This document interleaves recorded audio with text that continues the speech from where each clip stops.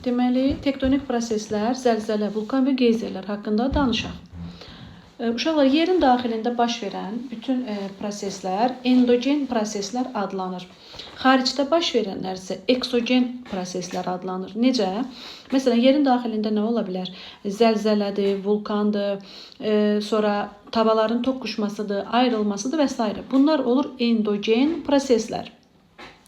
Endogen proseslər nəticəsində də yer kürəsində iri davam elə gəlmə mərhələləri, düzənliklər, qırılmalar, enmələr, qalxmalar yaranır. Deməli, bunların bütün cəminə, bu hərəkətlərin cəminə deyilir tektonik proseslər. Tektonik proseslər.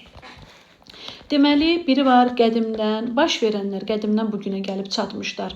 Bunlara deyilir paleotektonik hərəkətlər. Biri də var ki, Kainozoy dövründə olubdur, yəni müasir dövrdə baş veribdir.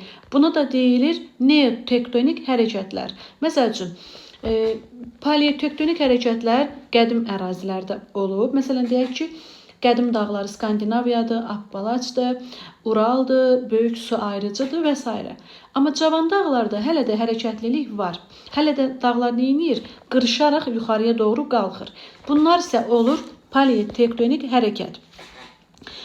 Deməli, qədim ərazilərdə, deməli sizə göstərim şəkil. Deməli, qədim ərazilərdə bir-birindən aralanır tavalar. Tava deməyək də, tutaq ki, Afrikanın şərqi. Bu şəkildə aralanır. O aralanıb aşağıya çökən yerinə qraben deyilir. Yuxarıya qalan hissəsinə isə, məsələn, deyək ki, bir arx kimi düşünün. Arxdır elə bil. Bu arxın iç hissəsi, bax bura, qraben adlanır. Bu kənar hündür əraziləri isə horst adlanır. Cavan ərazilərdə isə qalxmalara antiklinal deyilir. Enmələrə sinklinal deyilir. Dünyanın ən böyük, deməli, qrabeni horstu Afrikadadır. Afrikanın şərq hissəsi Somali yarımadası tərəf. Sizə göstərim atlasda. Afrikanın bu hissəsi, bax bu şərq hissəsi. Bura get-gedə aralanır.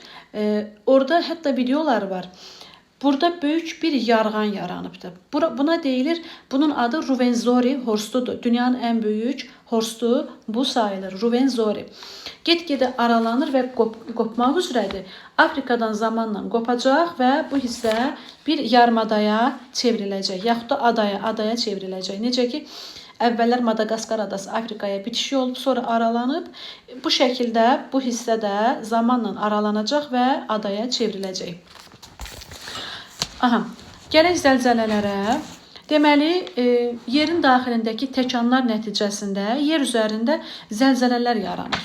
Zəlzələlər deməli dərinliyinə görə 4 yerə bölünür. Səth, normal, aralıq və dərin zəlzələlər. Səth zəlzələləri 10 kilometrə qədər olur. Ondan 60-a qədərə deyirik normal zəlzələ. 60-dan 300 kilometrə qədər aralıq zəlzələlərdir.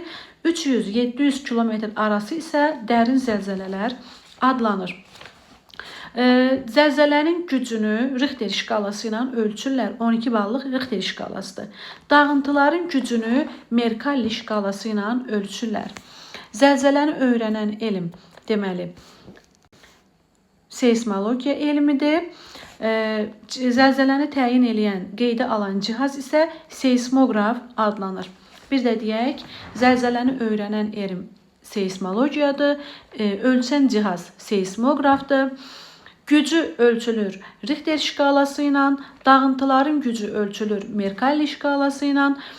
Eyni təkana malik nöqtələri birləşdirən xəttə isə izoseist deyilir. Hansı ki, eyni temperaturlu əraziləri birləşdirən xətt var idi. Buna izoterm deyirdik, izobar deyirdik. İzobar eyni təzyiq idi. Eyni zamanda zəlzələ gücü eyni olan nöqtələri birləşdirən xəttə də izoseist deyilir. Sonra, bir də ki, zəlzələlər deməli gücünə görə də bölünür. Zəiflər 1-4, orta 5-7, güclü 8-10, ondan böyük olana isə kataklizmlər, katastrofik hadisələr, yəni deyilir, böyük dağıntılar.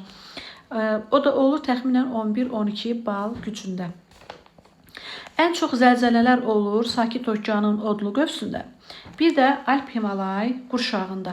Sakit Okean odlu qövsü deyəndə hara nəzərdə tutulur? Bax, səhifə 20-də. Bax, uşaqlar, burada Sakit Okeandır, buradır. Bax, bura Sakit Okeanın Alp Kordilyer Ant hissəsidir.